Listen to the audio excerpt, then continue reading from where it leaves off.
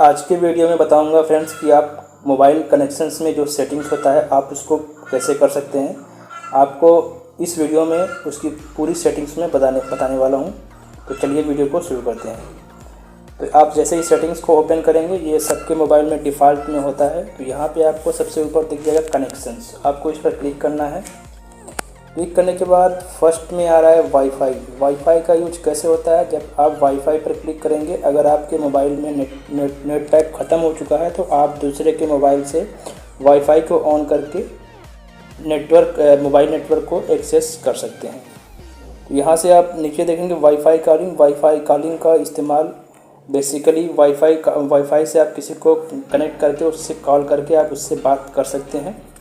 और नीचे है ब्लूटूथ से आप कोई भी फाइल्स डॉक्यूमेंट शेयर कर सकते हैं और ब्लूटूथ से आप इंटरनेट भी शेयर कर सकते हैं। इसके लिए आपको ब्लूटूथ को ऑन करना होगा और जिस भी मोबाइल से आप ब्लूटूथ इंटरनेट शेयर करना चाहते हैं उसमें भी आपको ब्लूटूथ को ओपन करना होगा।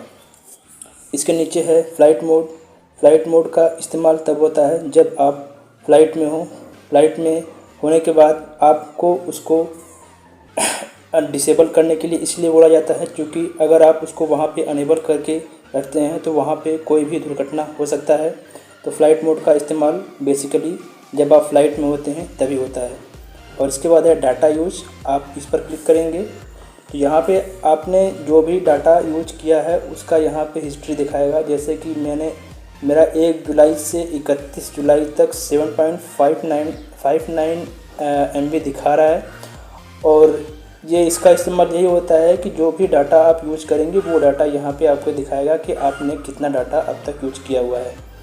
उसके नीचे है डाटा सेवर को जैसे ही आप क्लिक करेंगे, डाटा सेवर का बेसिकली काम यही होता है कि जब आप इंटरनेट चला रहे होते हैं तो आपके बैकग्राउंड्स में जो ऐप होते हैं वो आपके इंटरनेट का इस्तेमाल करते हैं, जिससे आपका नेट पैक जल्दी से ख़त्म हो जाता है।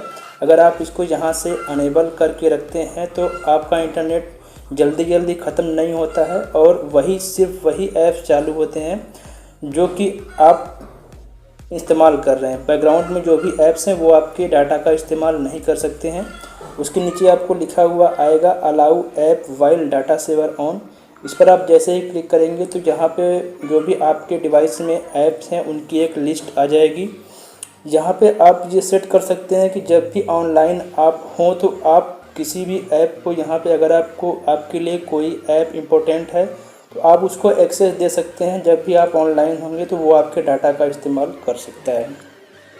तो यहाँ पे हम इसको बैक कर लेते हैं। इसके बाद आप नीचे जाएंगे तो यहाँ पे मोबाइल डाटा का एक ऑप्शन आया है, आप इस पर क्लिक करेंगे तो यहाँ से आपका डाटा ओपन हो जाएगा।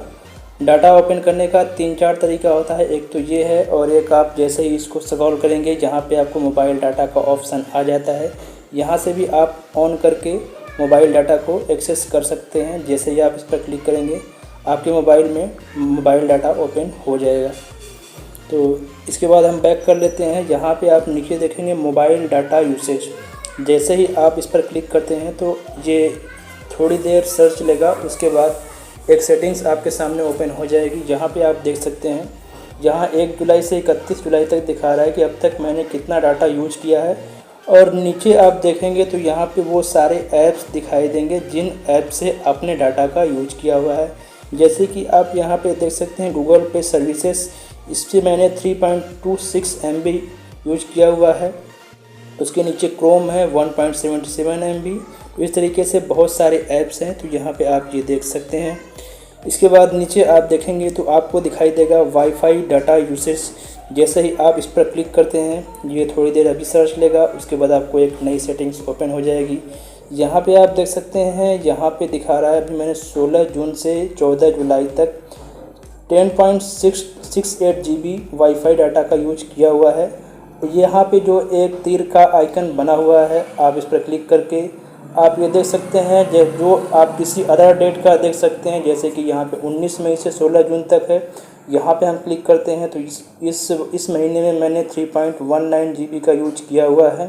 तो इस तरीके से आप जो भी महीना देखना चाहें वहाँ पे देख सकते हैं। और अब नीचे एक लिस्ट आ जाएगी कि आपने किस ऐप से कितना डाटा यूज किया हुआ है। जैसे कि आप फर्स्ट में देख सकते हैं यहाँ पे क्रोम से मैंने 6.41 GB का यूज किया हुआ है।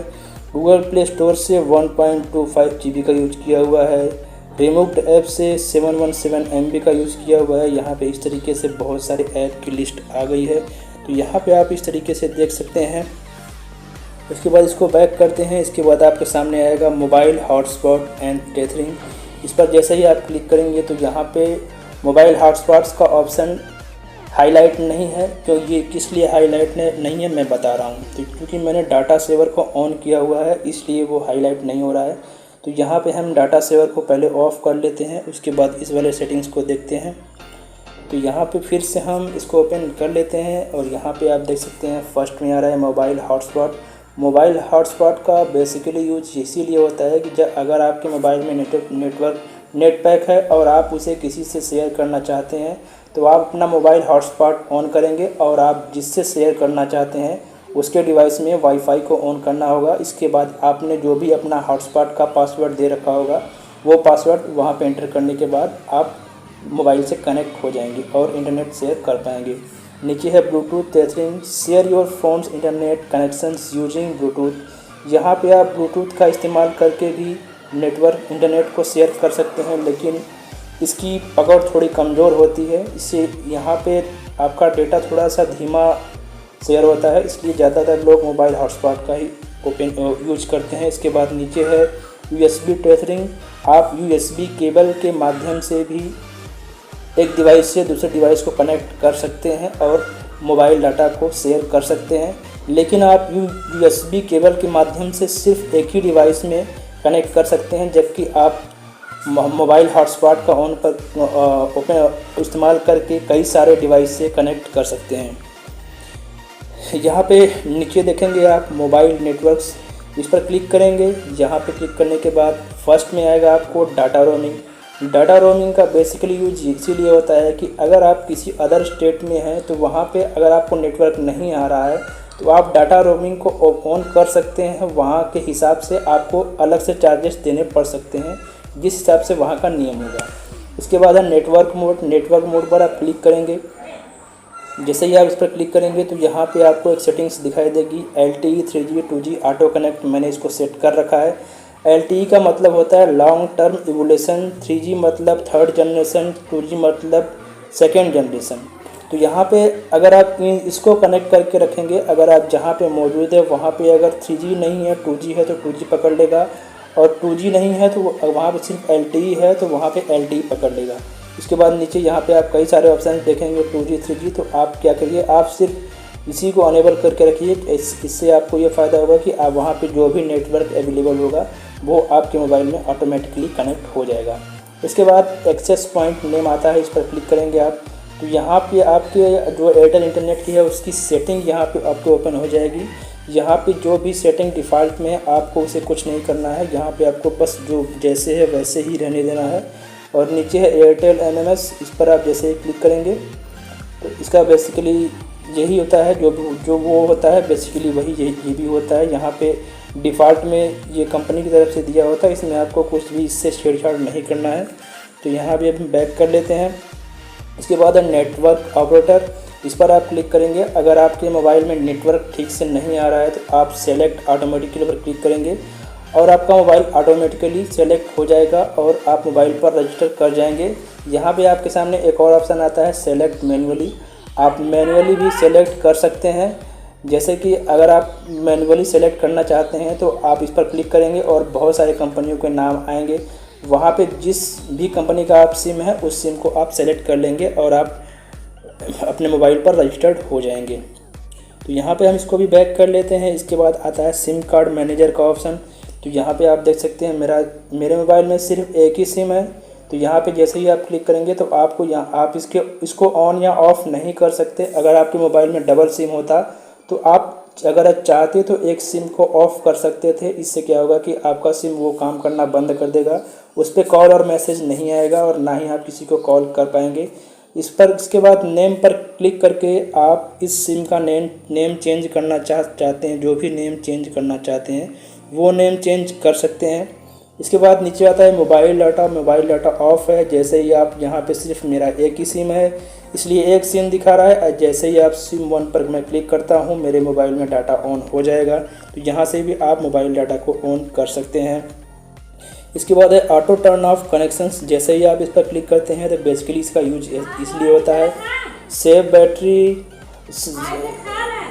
Battery by turning off Bluetooth, GPS and other connection with they are not being used.